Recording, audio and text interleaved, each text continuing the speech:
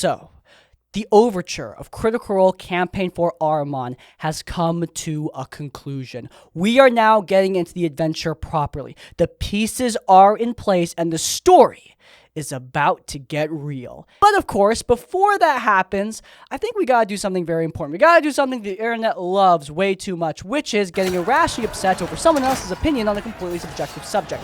That is to say, I'm going to be tier ranking the characters of Critical Role Campaign 4 for your enjoyment. How much I enjoyed them throughout this opening segment of the story. I actually have done this before, and the last time I got a literal death threat, and it wasn't even my tier list. I was just commentating on someone else's. I'm sure this time around, we're going to be just as civil. Looking forward to your engagement, folks. Without further ado, let's get started.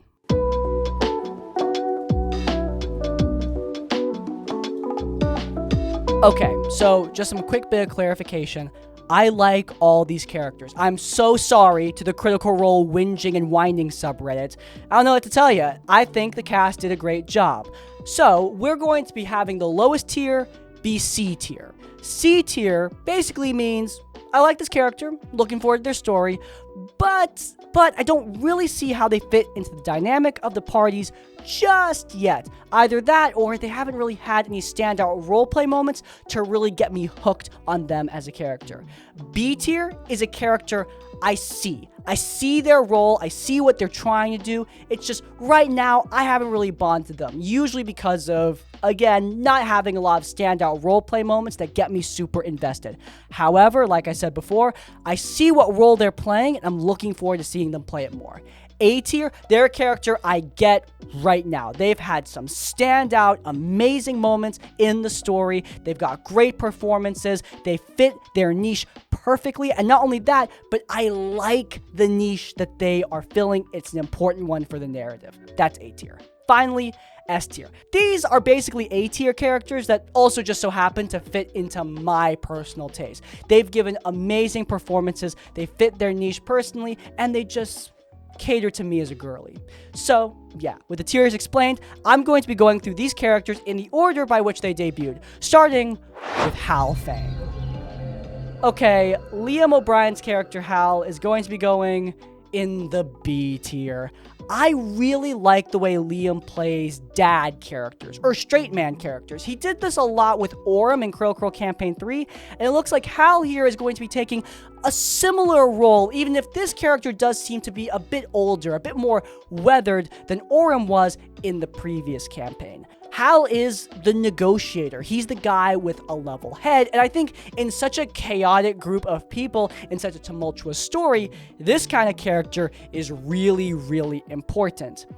However, I don't really feel like in this opening overture, Liam really got some time to really do or fulfill anything in that role. The only time I really felt like he negotiated or played the level-headed straight man is when Veilless, Ashley Johnson's character, showed up to Thiazi Fang's funeral. He really did help to diffuse that situation. But other times where stuff was getting heated, other people were taking that role instead of him, and I felt like Liam kind of missed out an opportunity to really build up Hal's role as the negotiator. The same thing goes for his role as a parent. Liam is really good at playing parents because, I mean, at least I assume, he's a really good parent in real life.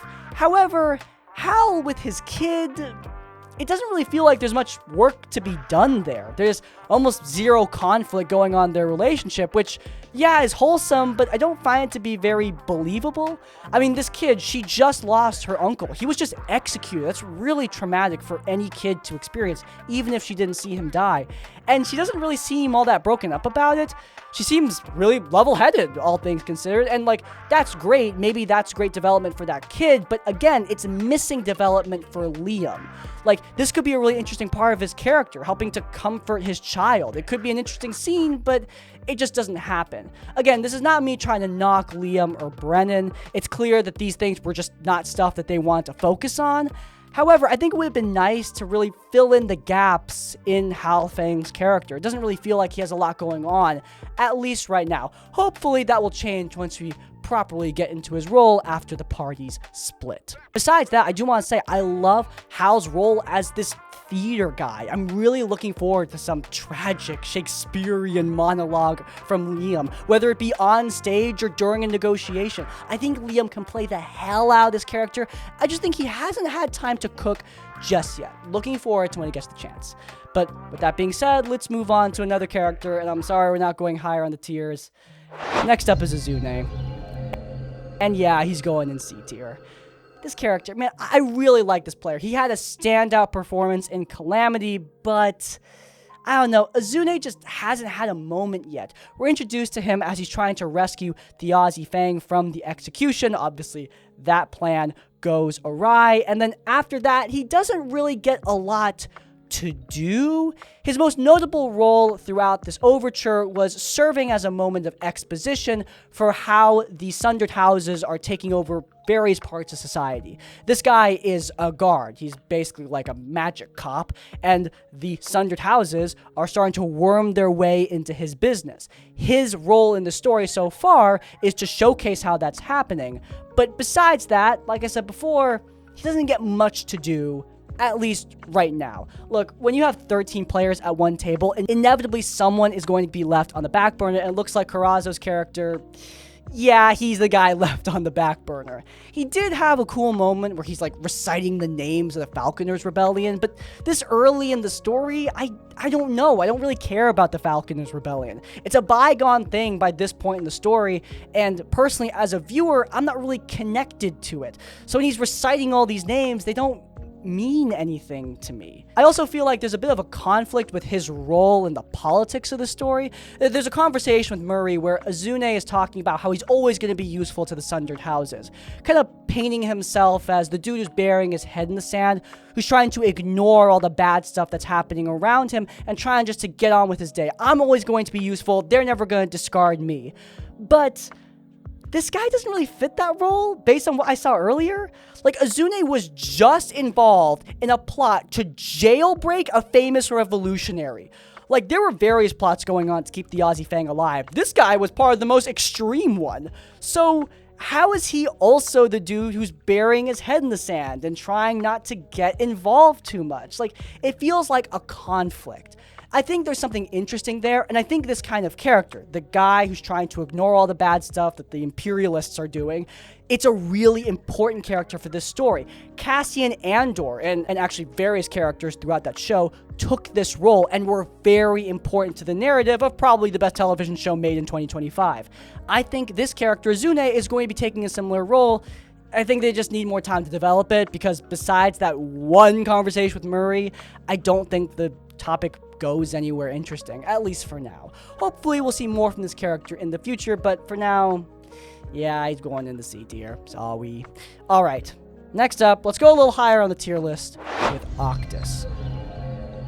Octis, Alexander Ward's character, is going straight into the A tier. Octis is playing a really, really helpful role when it comes to an adventuring party. He is the naive kid. He's obviously a very intelligent person, but he is naive in the worldly stuff that's happening around him. He's young, he's free-spirited, and that means he's very useful for exposition. Zach Speaks Giant, in my own actual play, played a very similar character, and as a DM, it was awesome to have him around. Besides being useful for exposition, these kind of characters are also just like, they're cute, man. I mean, Alexander is playing a very cute character, and it's really fun having him around. This archetype, it's great. And I actually think Alexander is doing a really cool spin on it, because while this guy, Octis, is obviously naive, he's trying to avoid the problems of his very powerful Taconis family, he also is a very intelligent person. He is a wizard, and the whole lore around wizards being really rare in this world, it only serves to elevate Octis more and make me respect him as a character more, because he earned his magic, something that's apparently really rare. Now, I will stand by my opinion that this character should have been an artificer. I think he would have been an awesome reanimation artificer, and I am bummed that he's just another wizard, a character archetype and a class that we see a lot in D&D. But despite that, I still really love this character's aesthetic. I love the role he's playing in the story, and I think the role play he's had with the other characters has gone really well. And his super intense, really bad, horrible day in episode 4 where he freaking dies, it was really, really well done. His link to the big bad evil guy just further integrates him into the story more than a lot of the other cast members.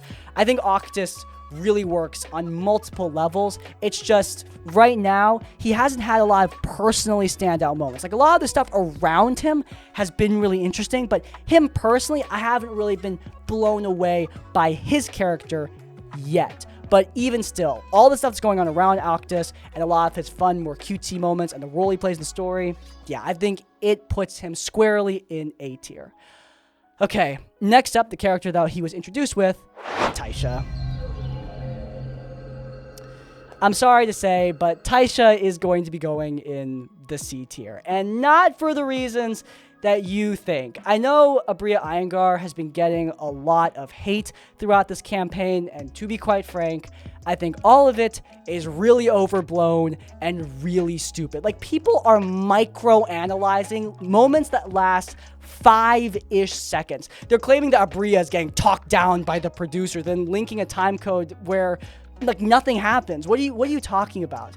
Like, this stuff that people are claiming is happening, I'm sorry, I just don't see it happening. I think people are looking for reasons to hate Aabria because they already did. And frankly, once this community's local talentless hack decided to stick her voice into the mix, I hated this whole controversy even more. It's dumb. And I would love to say that I love Taiisha. That Taisha's awesome, that she's one of the best characters, that y'all are missing out. But unfortunately, I do have my own criticisms of this character, and they are divorced from all the crap I've been seeing online. In fact, I think all the crap I've been seeing online kind of distracts from legitimate criticisms that could be had here. My biggest issue with Taiisha is that she's not really fulfilling the role I think she's trying to fulfill. She's the fierce protector, the wolf mom.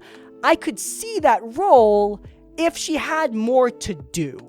Right now, all she does is bare her fangs and nothing happens. Like, some plants grow some thorns, some vines come down from the ceiling. But besides that, nothing really happens because she's usually threatening other players. I understand why nothing happens, to be quite frank, because of this fact. If she initiated PvP after her threats, I mean, God forbid, the Critical Role whining subreddit would literally be on fire if that happened.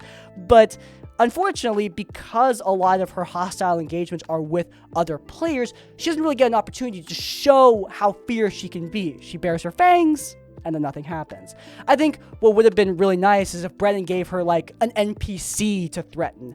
A lot of the other characters have had NPCs that they could test their wrath on, and Taiisha hasn't really gotten that as of yet, and because of that, it just leads to her character falling flat when it comes to the ferocity angle. As for the guardian angle, the mom angle, she has two characters that she's parenting. You got her kid that she had with Liam O'Brien's character, and you have Octis.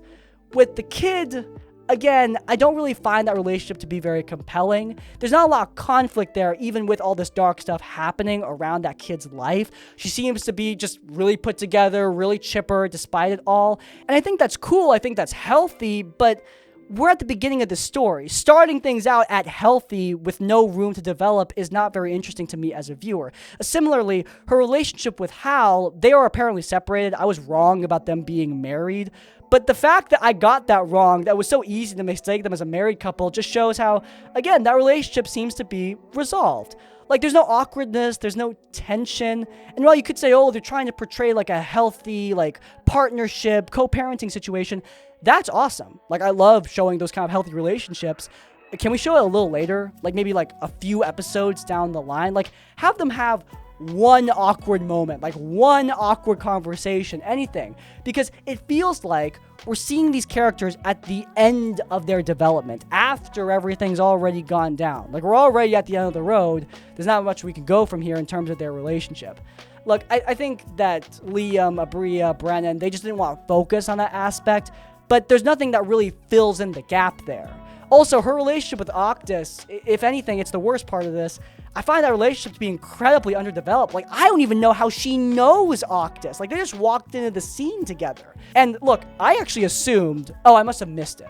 Like, they must have explained their relationship, and I'm just stupid and didn't see it. So I went to the Critical Role wiki just to, like, look it up, and guess what? They have, like, 3 sentences that explains the relationship between the two, and that's it. They don't know either. And I just think that so far, she hasn't had room to fulfill the role that I think Abria is going for. I think this fierce guardian mom character, it can work. It works with a lot of other characters and a lot of other pieces of media, and I think Abria can play the hell out of that kind of character. She just needs an opportunity to do so. It really goes to show the best relationship she has is with Julian, Matt Mercer's character, because he's somebody who causes conflict. He's somebody who she needs to protect people from, and therefore, I think that relationship is the one that works best with Taiisha. This character has some room to grow, but I'm looking forward to seeing it. Next up, we have the GOAT. In some cases, the literal GOAT, Tyranny.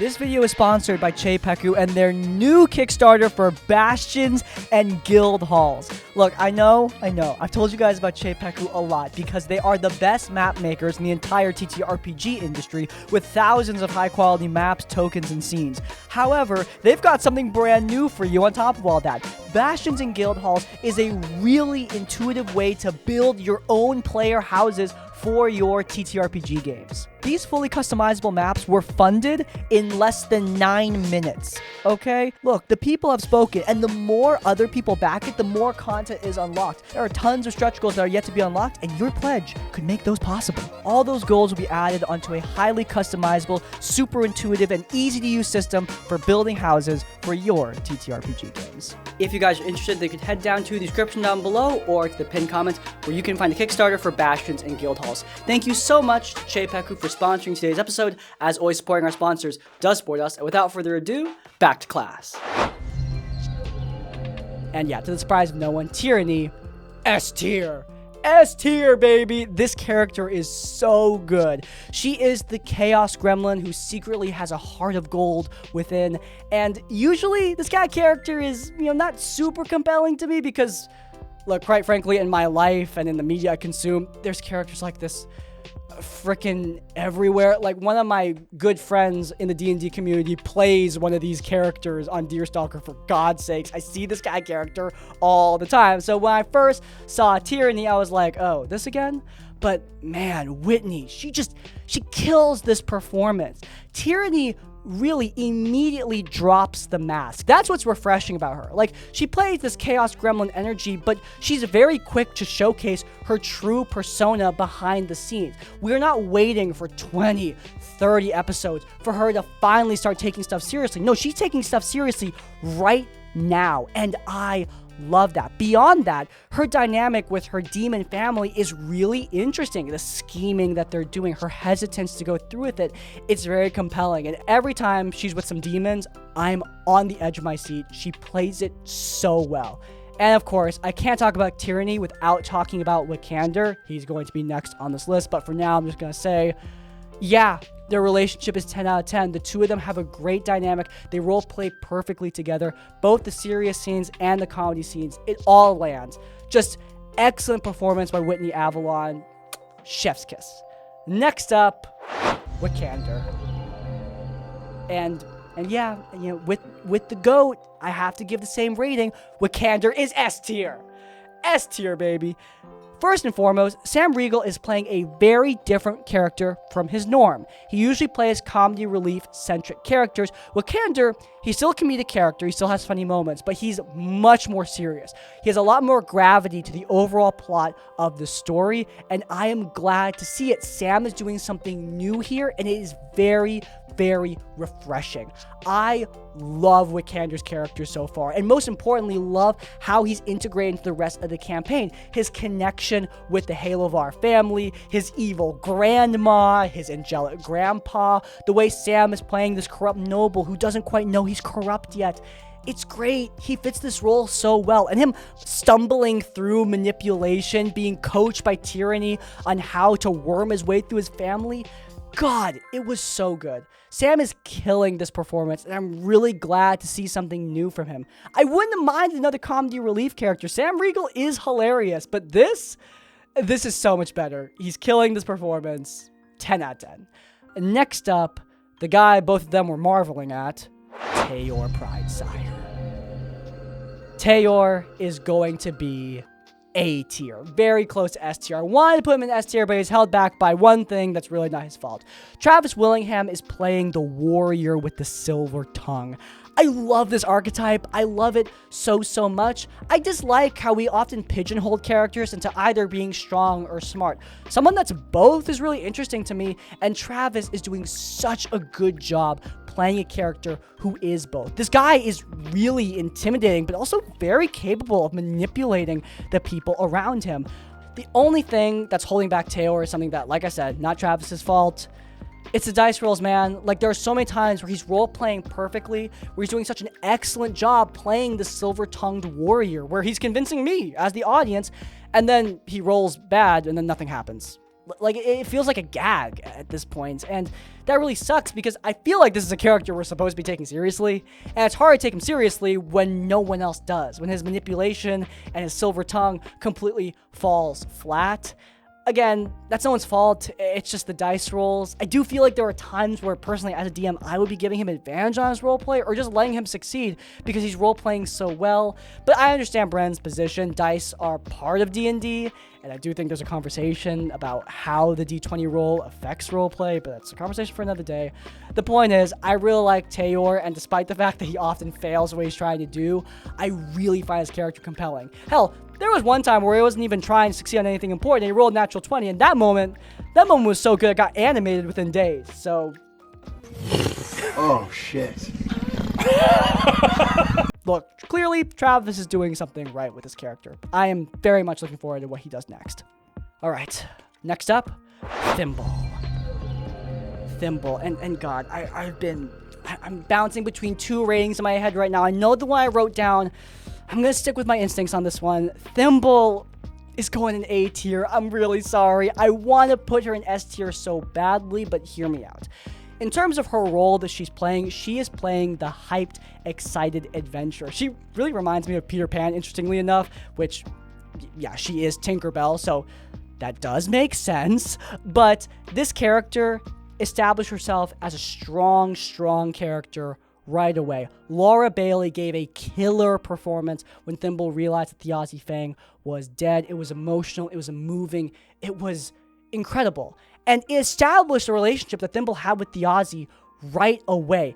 This was her best friend, her partner in everything, her brother in arms. We understood everything about the relationship right away. And furthermore, in a scene with Veilless, she further explains what was going on with their relationship so that we as an audience understand. If we were left in the dark, this character would be much less interesting. It's what was missing with stuff like, for example, Octis and Taiisha. Because I didn't understand that relationship, I cared a lot less about it.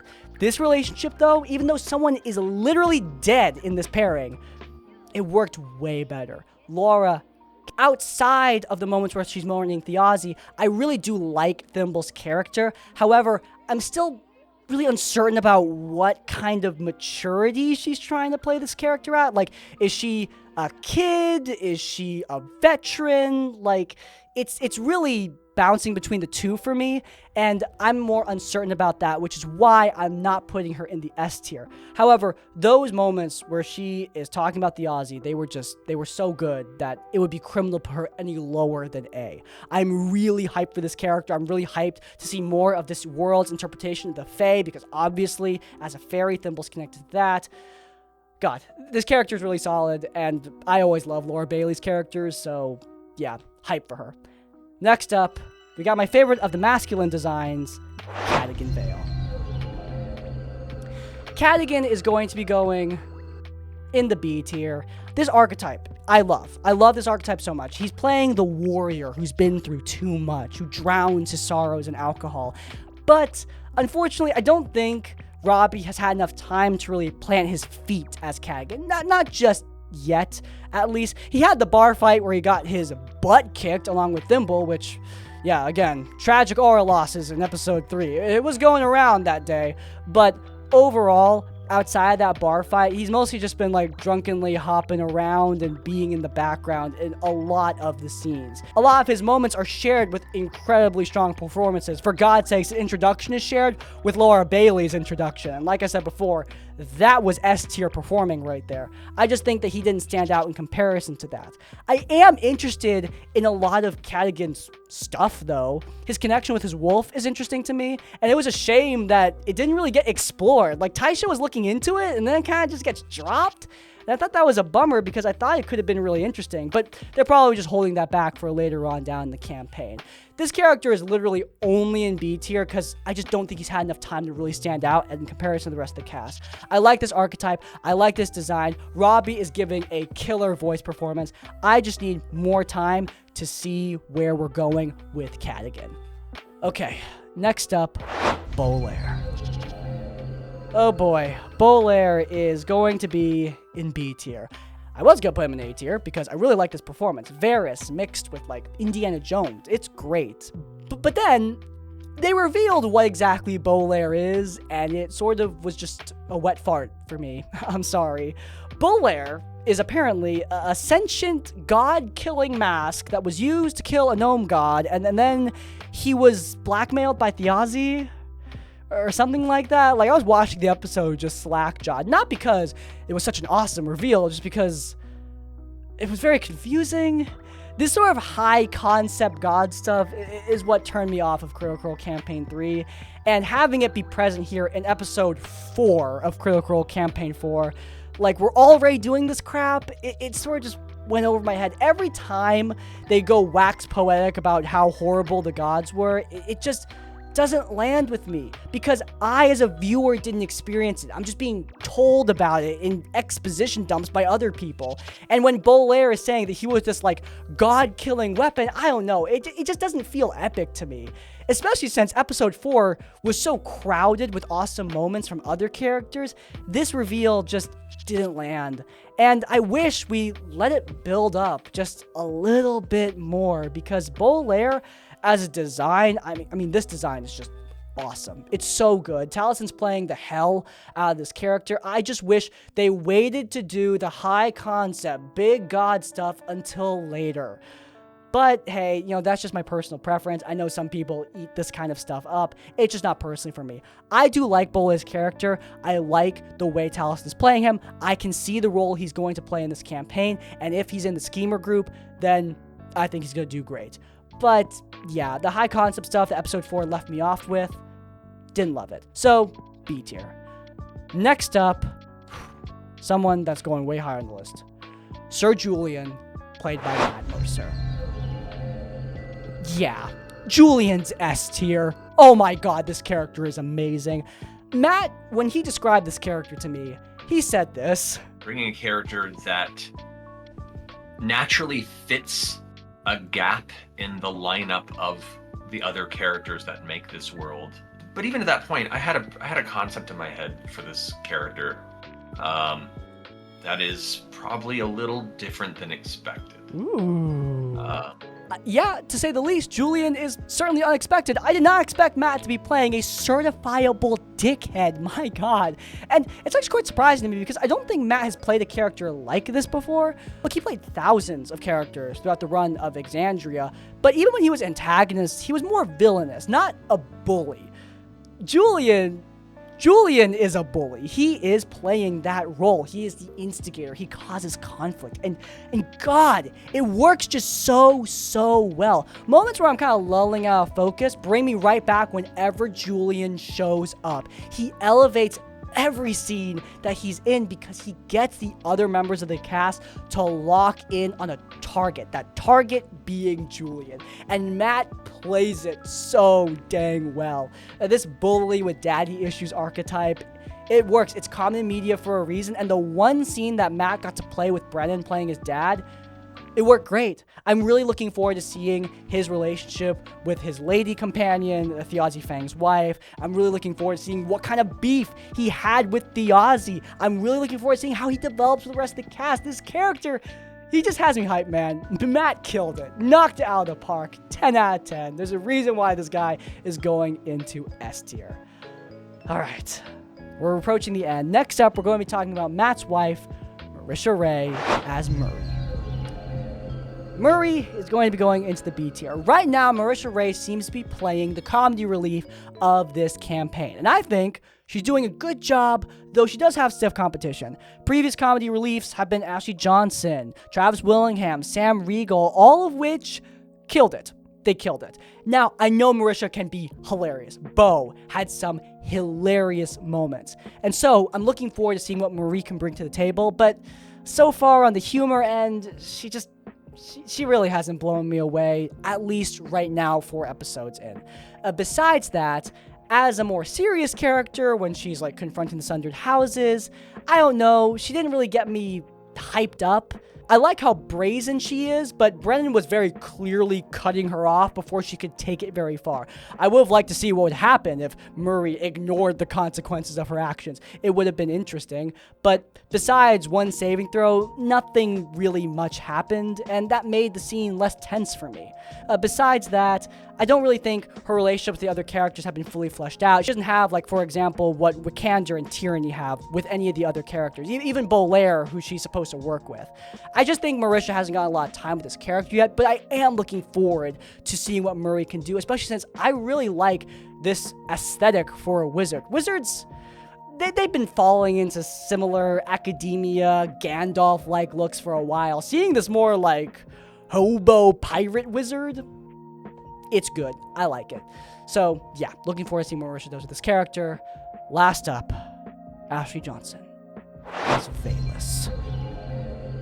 Veilless probably should be an A tier, but god dang it, guys, she's going in S tier. Veilless is an amazing character. Oh my god, she's awesome. She's just so epic. Like, there's not another word for it. Epic is so overused as an adjective, but it's the only word I can use to explain this character. From the moment she walks in, she chills the entire room. All the threats that Taiisha and Hal made against her, they just seem to roll off her shoulder. She did not give a crap about any of these people, and still, she managed to make her roleplay work really well. This kind of loner character can be really obnoxious, but now with Ashley, she's doing a great job so far. And her moment in the bar fight where she shows up and one-shots a guild master, so good. So good. Like, I was on my feet, man. It was awesome. This character is cold as hell, and I love it, but she's also capable of softer moments, especially with Octis. I was ragging on about how I didn't really believe the relationship between Octis and Taiisha, and a big reason why is because I compared it to the relationship between Veilless and Octis. Veilless felt much more natural with Octis, and her fascination with Octis's magic, it felt really good. I liked that relationship a lot. I thought Ashley played that moment perfectly, and I'm really looking forward to seeing more of Veilless. Like, we really don't know much about her right now. We don't know much about her whole deal. We know that she's obviously mourning her dead god, and obviously she's looking for this really powerful magical relic that was planted in Octis's chest and will determine the fate of Armon as a whole. But yeah, beyond that, we don't know much about her personally, and I'm really looking forward to seeing more, because even right now, with this little bit that we have, Ashley Johnson has blown me away. But yeah, this is the final tier list of all the campaign 4 characters. Please don't hate me, guys. If I liked someone you didn't like, or I didn't like someone that you liked, this is just my personal opinion. Feel free to tell me exactly what you think about these characters down in the comments down below, especially if you were loyal to the tavern and made it all the way to the end of the video. Beyond that, though, I also want you to check out this previous episode of Tabletop Tavern Tips, where we ranked all the characters across all of Exandria based on how the fandom liked them. It's linked up in the cards, but before you go, please do leave a like on this one and subscribe to Crispy's Academy so you don't miss any of our content when it comes out. And finally, if you want to support us directly, then you can head over to our Patreon or buy our merch. Remember, this stuff is what makes videos like this possible. In essence, like, comment, subscribe, support. I'll see you all next time. Farewell.